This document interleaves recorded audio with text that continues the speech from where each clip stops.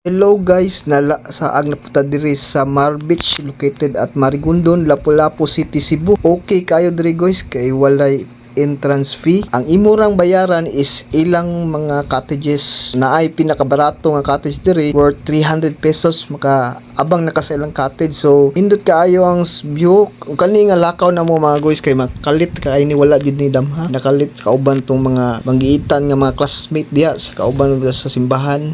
Sa indot kayo, peaceful kayo dire. O simple na kayo nga atong mga dala nga baon no, sobra sa pakas gapon dili bitaw.